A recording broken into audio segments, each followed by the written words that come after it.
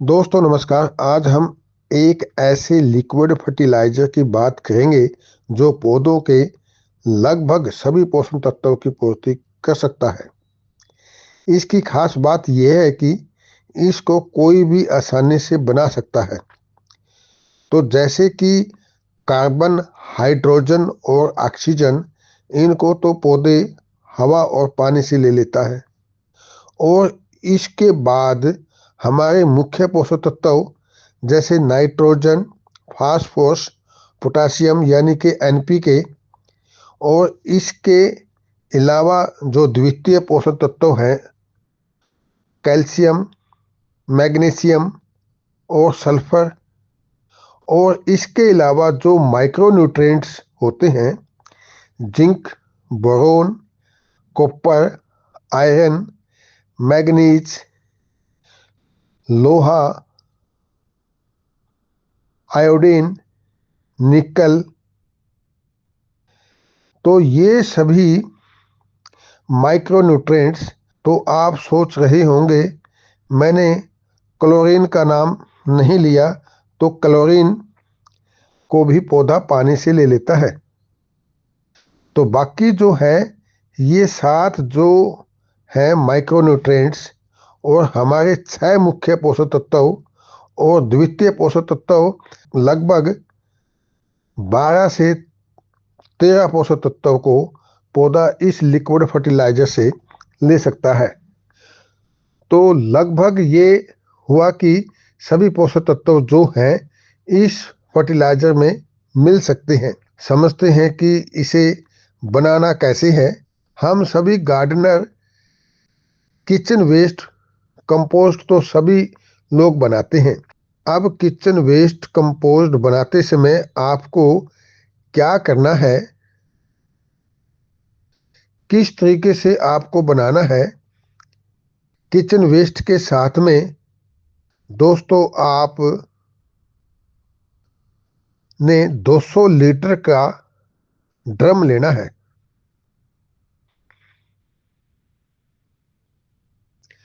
तो हमने उसमें क्या क्या मिलाना है, ड्रम में वो भी 17 पोषक तत्वों से भरपूर होगा, और जो हम इसका खाद निकालेंगे वो भी सभी पोषक तत्वों से भरपूर होगा। इस ड्रम को आधा को किचन वेस्ट से भरना है। फिर क्या करना है, 3 तरह की दाल लेनी है, चाहे वो हर हो, मूंग हो, उड़द हो, चना हो, मसरी हो, यानी कोई भी जो आपके पास आसानी से अवेलेबल हो, उसे आधा आधा किलो लेना है। ये मैंने 200 लीटर के ड्रम के लिए बताया है, और यदि कम में लेना चाहते हैं तो आप उसके हिसाब से ले सकते हैं, यानी कि आप दालों की क्वांटिटी कम कर सकते हैं। और 2 से 3 प्रकार के तिलहनी बीज लेने हैं, आधा आधा केजी। तो तिलहनी बीज कौन से ले सकते हैं, जैसे सरसों, तिल, सोयाबीन ले सकते हैं, यानी जिससे तेल निकलता हो वो लेने हैं।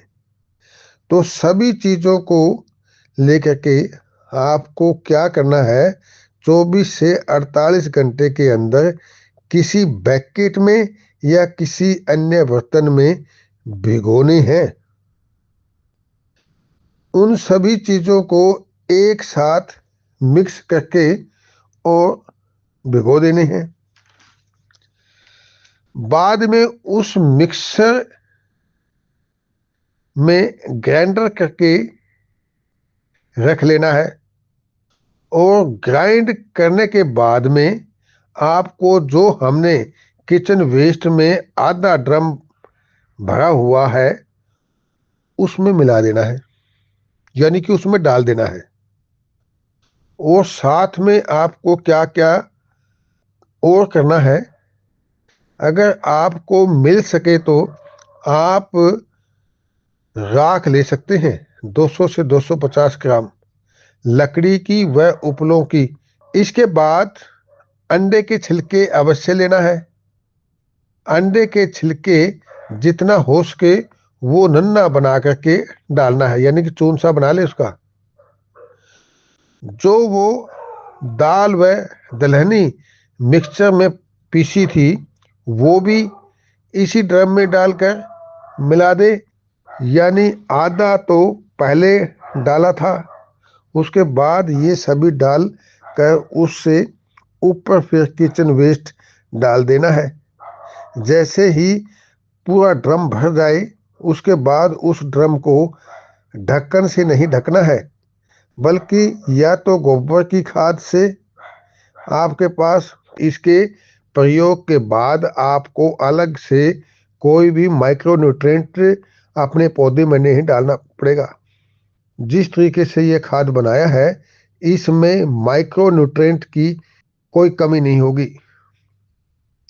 आप भी इस फार्मूले को नोट करके आसानी से अपने घर पर बनाकर अपने पौधों में दे सकते हैं।